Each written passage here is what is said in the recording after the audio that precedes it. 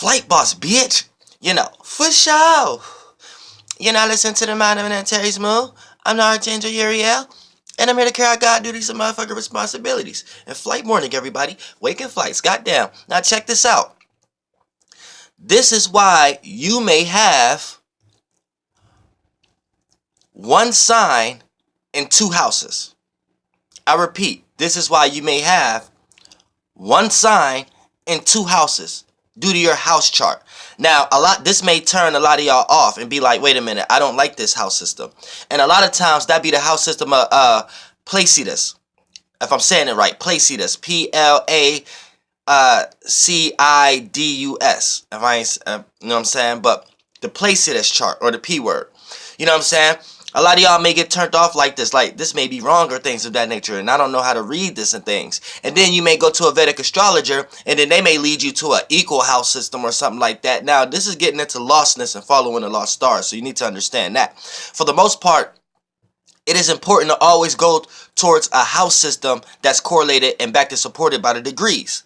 Don't go to no equal house system, because that doesn't make sense. Because this is what you need to understand. When we're talking about the houses, we're actually panning out this 360 wheel that we are in. So we're actually, from the house system, this is what gets us to understand spring, summer, fall, winter. Now, astrologers, Eastern and Western wise, get confused because Western call the houses the constellation names. So Western will call the first house Aries. So if you're born in the first house, you are Aries. So they call that now Eastern, right? Look at, they're following lost stars. So I'm not saying that they're wrong, but they're just following the constellation, and they're not taking consideration into a horoscopic system. They're not taking the consideration into where they live at. You're on Earth, so you live within the 360 wheel, which is the equator and the ecliptic. So don't lose yourself by following the lost star that's not in your circumstance or your situation. So this where Vedics may fall short and get blinded, but not to say that they're wrong, as where the stars actually are. The stars that was birthed out of the first house, which is the Aries constellation, is actually in the second house right now. So a Vedic or Eastern or sidereal astrologer would say if you was born in the time, which is, when we talk about time, we're talking about the space, the house. See, that's where they get confused at. So if you was born in the time, in the space, in an area of when the second house is there, then they will say you are Aries. But no, you are a second house star. And then a Western astrologer will call you a Taurus. But see, they're both wrong in a certain aspect. But if you was to say who's more right, you're going to have to say Western. Because at the end of the day, even Vedic and Eastern or sidereal astrologers explain the houses in a way that's correlated with the first house being Aries, the second house being Taurus, the third house being Gemini. So, sidereal, Eastern, and Vedic is a little bit more off track due to the fact that they're following a lost star, and then they're not understanding how they're getting off track.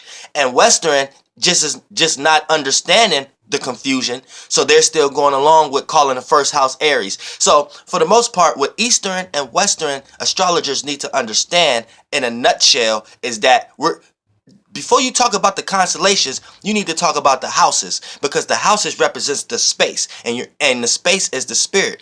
Everybody's born out of the space, out of the womb, out of the black hole, the room, out of the area, out of the location, and each location is vibrating in a certain vibratory frequency. So due to these vibratory frequencies, you get shapes and forms being manifested out of these spaces, aka what y'all want to call bacteria, what y'all want to call gases, plasma, and light. They're born out of spaces, and the way spaces are vibrating amongst each other, which that's why I say your spirit is your space. That's why a lot of y'all don't know how things come into fruition. You got a motherfucking spirit with an idea. So to y'all that's lost in the physical, y'all just look at it like how things come from nothing. Your spirit is no thing, not nothing. How scientists is trying to teach you, you'll be in a world of nothing.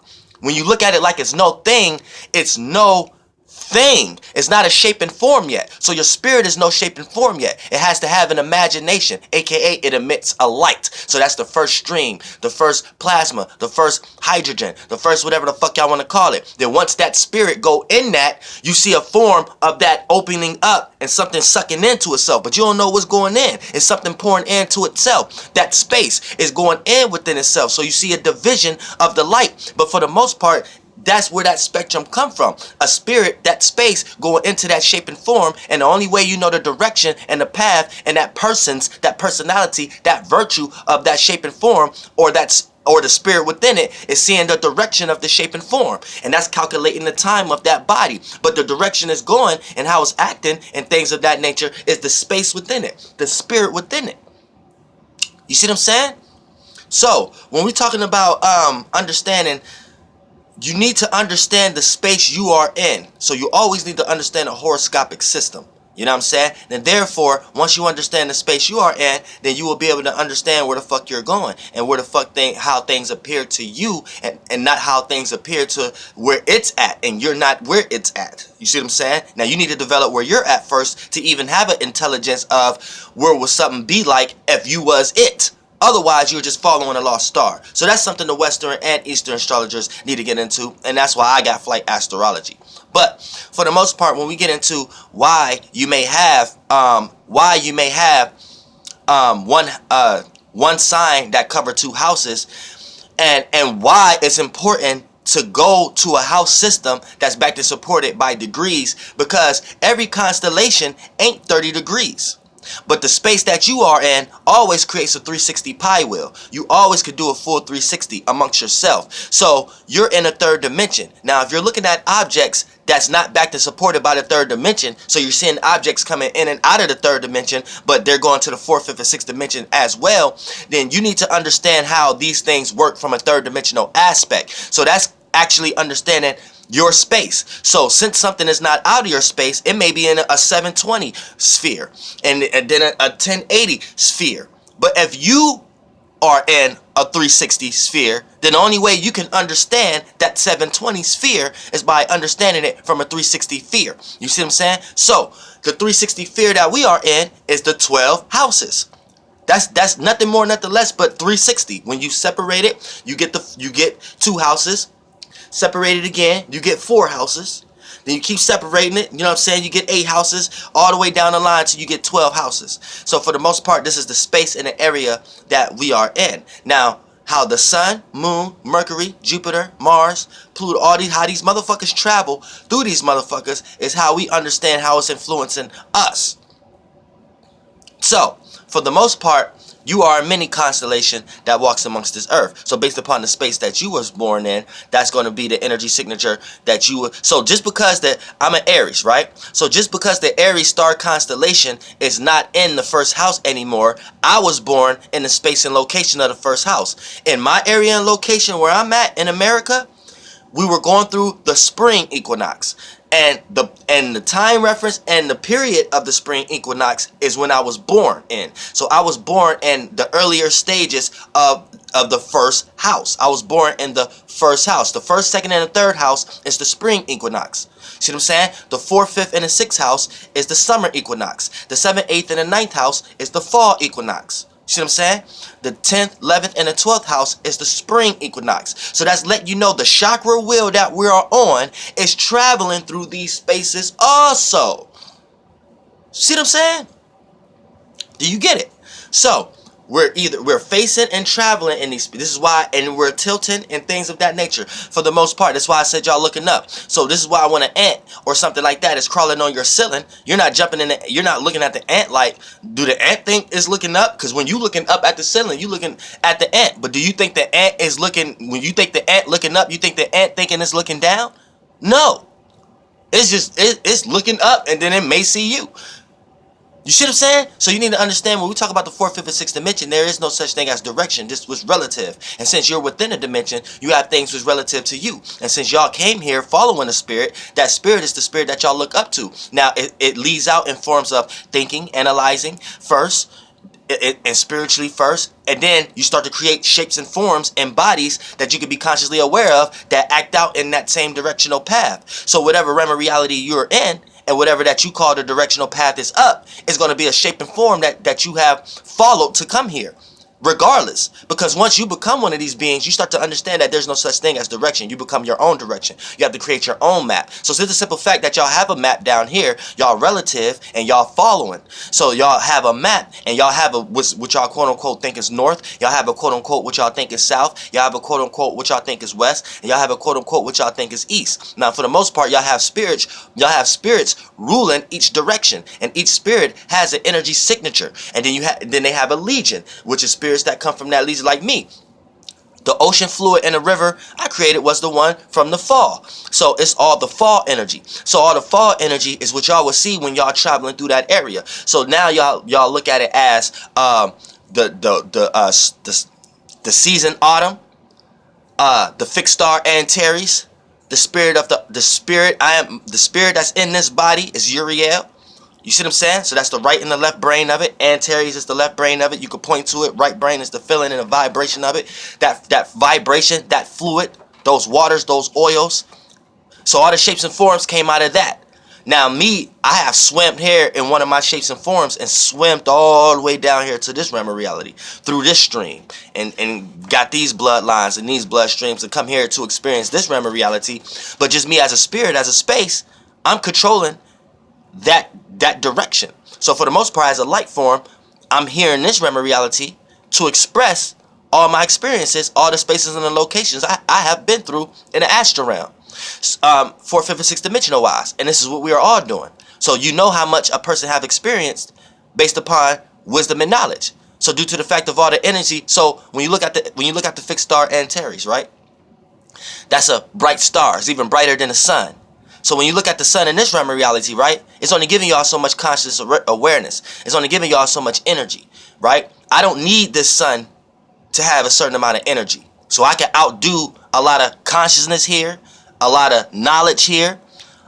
I can outdo a lot of energy here. So where a lot of people may be depleted when it comes to coming up with ideas, where a lot of people may be depleted when it comes to putting their energy, doing music videos, doing everything themselves, chopping everything up themselves, coming up with new wisdom and knowledge, being able to have an upload, have as many videos as I have.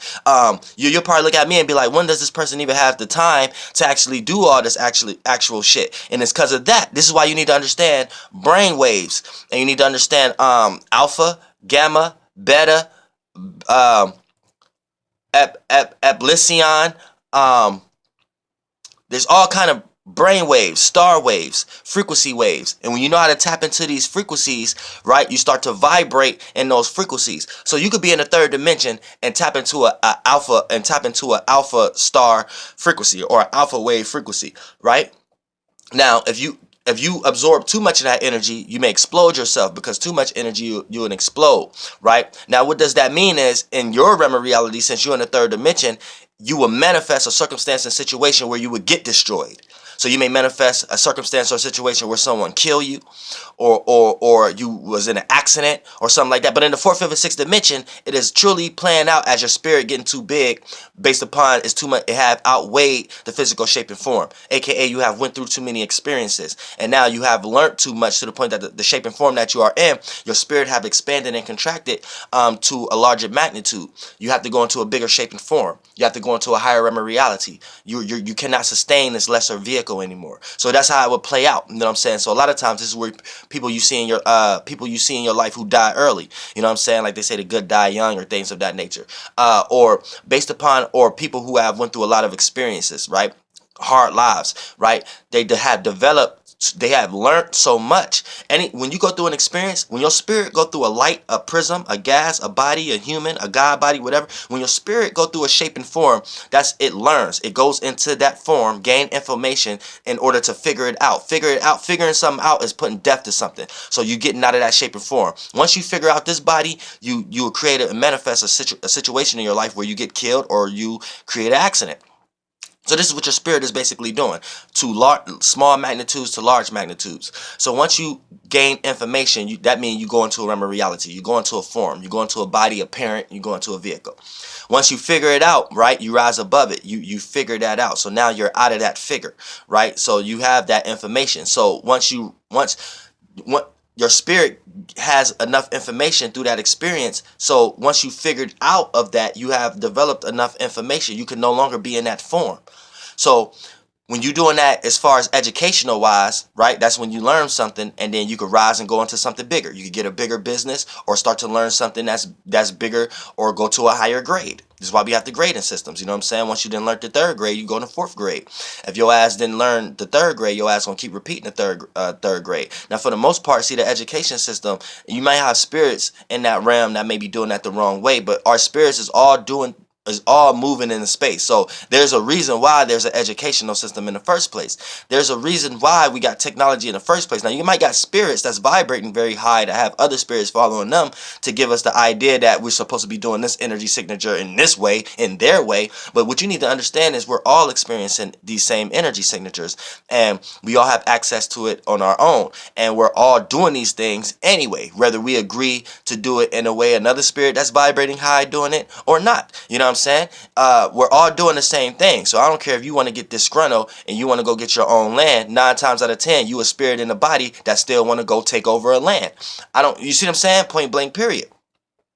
So it doesn't matter. All our spirits are doing the same thing. You just got spiritual haters that's hating on other spirits that was able to gain enough traction to be able to take over half of the world by doing this shit. But for the most part, you need to get in your bag and do it next lifetime. You might and learn everything that these spirits is doing at this lifetime. You see what I'm saying? This is what you're here for. Otherwise, you wouldn't be having no opposing or disgruntled experiences in your life. Otherwise, your spirit is already in that space. So it doesn't matter what shape and form, or what shape and form, or what realm of reality, or what constellation you get born into. If you're in that space, you're going to spiritually experience that. You're going to manifest these type of experiences in your life. Whether you get opposed, whether it's dealing with racism, whether it's dealing with hunger, whether it's dealing with you being homeless, whether it's dealing with whatever scenario you're dealing with, you was in that state of being before you got here. So you put yourself more in a holistic state here. So you hear all these things is to remind you to change your motherfucking state of being up out of that motherfucking presence. Then once you move in a 4th, 5th, or 6th dimension, aka you move into a different state there, then the life you get born into will be a different state, different location, different circumstance, different parents, different living conditions. See what I'm saying? But in the meantime, you just gonna be who the fuck you is. So you need to understand that. And I got into something else, but this video was supposed to be about why you may have the same sign in 2 houses. Is because every constellation ain't the same degree. You know what I'm saying? Virgo is a big ass constellation that might expand to like 40 degrees. You know what I'm saying? Libra expands a wide range. You know what I'm saying? A lot. And then you have some short constellations that's not even quite 30 degrees. But we're splitting up our pie wheel as far as the 12 degrees. So for the most part, if you have say your first, second, or third, any house, say it may start at an early degree of Virgo. Say your 7th house start at 3 degrees Virgo. Then that 30 degrees circumference of that house, Virgo is going to cover 2 houses. Virgo is going to cover that 7th house and a little bit of that 8th house. So you're going to have Virgo in the 7th and the 8th house. Now, what does this mean? Only thing this means is you share the same energy signature in 2 houses. So the 7th house is dealing with how you relate to people, places, and things, and it's your relationships. And the 8th house is all the things that people don't see. Your alternative motives, your deep desires, your deep passions, your deep motivations, and the things that may transform you or others based upon how much you choose to express these things. Now, for the most part, you got Virgo in both those houses, so you share the same energy signature. So, pardon me. So not only do you like to think and analyze about your relationships and how you relate to people, places, and things, but you also constantly like to think and analyze and make sense out of your desires and your deep passions and your deep motivations and things that's hidden in your closets, and see what can be utilized and work for you and what needs to be hidden, and you like to make sense out of these things. So you're very peculiar. You're very what they call that, with people who keep, they're very strict, restrictive. You don't know shit about them. You know what I'm saying? So a person with a Virgo in the 8th house, you might not know shit about them, but they know everything about you. So shit like that, like. But that's why you're gonna have two houses. I mean, one sign and two houses. And by Virgo being opposite the Pisces, you know what I'm saying, you're gonna have Pisces in the first and the second house, because the first and the second house oppose the 7th and the 8th house. So for the most part, you're gonna have Pisces in the first and the 8th house. So you could do this with all the signs. But that's why it's important to utilize a house system that's backed and supported by the degrees, which Placidus, if I'm saying it right, that's the most that one is most correlated to the degrees, because you're getting the most accurate reading on your houses. Because for the most part, your first house, right, when you're using an equal house system, your first house, your ascendant, you may not even know what decade, what nakshatra is in.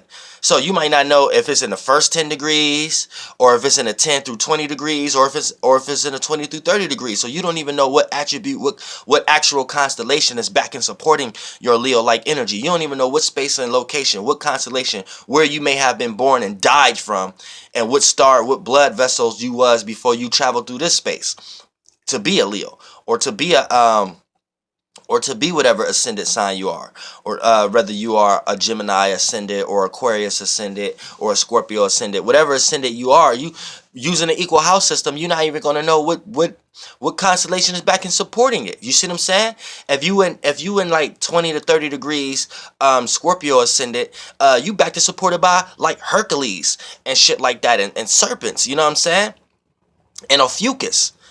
If you about 10 through 20 degrees, you backed and supported by Aruja, if I'm saying that. I might not be saying that right, but it's a higher octave man and woman like being. You're backed and supported by that. So two Scorpio ascendants going to be totally different, just based upon the nakshatra, just based upon the decade, the decon, however the fuck y'all want to call it. You see what I'm saying? Just based upon the area and space and location, the specific second, the specific minute you were born.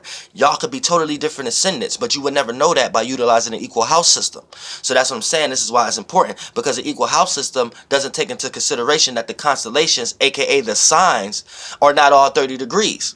So all of them is not going to be equal. So just because we made a house system, that's the space and location we're in. To understand the seasons, that the spaces and location we're traveling in based upon this chakra wheel, which is Earth. This is why I gotta make another video about this chakra wheel, your Earth sign, which will always be opposite to your sun sign, but also into the to the degree wise. Also, I'm gonna get more into that too, because I got videos of that years ago, but people want me to bring that back up. So for the most part, this is why it's important. So you may have two houses that share the same energy signature, and you're playing out the same you're playing out the same energy signature, or experiencing the same experiences within two houses, and that'd be why. And by you not knowing that, you know what I'm saying, you might be going along another astrologer, right? And then here's another thing, that they might be telling you certain things that may be wrong. So say your third and your fourth house is Cancer, right? So they may be very right about your fourth house, but very wrong about your third house. So you might be like, yeah, I'm like that in my fourth house, but I'm not really like that in my third house, but I guess it's right. But here's the reason of that, right? Because they might be telling you that your third house, they might be saying your third house is Gemini, and your third house might be Cancer also. You see what I'm saying? So keep that in mind. And I might have said that wrong, but for the most part, y'all get my drift. You know what I'm saying? Y'all get what I'm basically trying to say. You know what I'm saying? You would have had your third house will be Gemini, then your fourth house will be Cancer. But so that would be the fifth house that covered two houses. Yeah, my bad. The fourth house would be Gemini. So yeah, I always got to catch myself. You know what I'm saying? Because y'all know I just freestyle this shit. You know what I'm saying? I don't be sitting down, I don't be looking over there, reading and none of that shit. I just pick up the motherfucking energies, because I basically created this shit. You know what I'm saying? We all did, with our mentality. So all you need to just remember how the system worked. Once you remember how the system worked, Then you be like, oh, okay. Just remember, everything start with water. So what does water do? Water flows. So once you get a first body of water, the water start to spread out and separate. So this is where y'all, and then once the water separate, the frequency is the idea. That's the idea. That's the thought. So that's the fire. That's the hydrogen. Once it goes into itself, right, it becomes helium. Then that's where you start to get plasma, blood streams. But before y'all look at it as blood streams, look at this as like air. Or how y'all look at fire today, without the electricity part, or water, vibration, the ability of movement, motion, the ability of the picture to become a motion picture, image to become imagery, right? So look at that as the fluid. So that would be the first river, right? Now, once a river flowing and having a certain current, shapes and forms going to come out of that. That's why if you leave a cup of water anywhere, you're going to start to see molecules and shit start to have life and molecules and fungus and shit. But for the most part, you need to know this is, I'm talking about the first essence, what our spirits is doing, right? So your spirit is creating a stream, and then you ride that stream. This is why everybody riding light, or riding the Milky Way, or walking on water, or got a spaceship. You're riding on shit. Now, with this within this stream, and as they separate, right, based upon the flows, you get different shapes and forms. Now, when you see a water flow, right, you see suds, you see different waves, you see different currents due to this flow. And the longer that happens, anything within that realm of reality, these things will appear to be solid. The smaller the molecule, the larger the life, the more of the time. So the smaller the shape and form that a spirit can go into to experience that overall wave may appear to be way longer than the larger life will appear to be. So the larger life was a second to a larger life, maybe 1,000 years to a smaller life. You get what I'm saying? So as we're creating shapes and forms within this stream that we have created, right, we got realms of realities. So we could become fish in our own flows. This is why we always say you have to go with the flow. Or this is why we always say you have to move right in life. You're not moving right. You could be sitting still and somebody say you're not moving right, aka you're not living right, aka this is where you can't come up with another word, because this is what your spirit is doing. So I don't care what language you come up with, what language you get into. All languages gonna have a form of sarcasm and metaphor. This is why all language have metaphors and being sarcastic, because you got a spirit, and it doesn't matter what you're lost in, what star, what shape, what sign, what sigil you're lost in. You're always going to have to make a metaphor out of it, because that's the only way the spirit really know how to understand anything anyway. And your spirit is first. So within these streams, right, things spread out. So then when you got shapes and forms within a stream, right, spirits could go within that and create their own current within that stream and maintain. And the heavier a bubble is, everything would surround it. So the more information that spirit has, it could create a bigger shape and form, whether a business, a concept, or either a physical body, which that'll be talking about in this round. And it plays out dense, aka all the other bubbles rotate in that round. You see what I'm saying? And therefore, they're to stay in that one current, but it becomes a star in that current. But what you need to understand is, that's all what a star is. So if you in a current way away, if you in a chakra well that's way away, that's how you're looking at the universe. We're all in a body of water, and we're all swimming. And we all have to create spaceships, aka to sustain ourselves within many different frequency vibrations, aka many different current waves. And if you're in a wave vibrating, that wave is correlated in shapes and forms, molecules in bubbles is being manifested in that way. So for a bubble to get out of that current wave in that space, it has to go through extremes, aka this is where you see spaceships or planes going through extreme turbulence to go up, and then scientists and things of that nature going through extremes with submarines to go through the bottom of the ocean. But there is no grounding, there is no land on the bottom of the ocean. Same way there is no land on top of the, you're just going to another frequency vibration. And based upon the realm of reality you were born in, you might be in a bubble that can't sustain itself through that astral travel. So spiritually, you have to create a spaceship in order to go there. You have to swim there in that way. You cannot use the physical shape and form as a vehicle based upon the wave that you created it in to go to another wave. You have to do it the same way you got to that wave in the first place. Spiritual space. Do you get it? Flight boss, bitch. Goddamn air.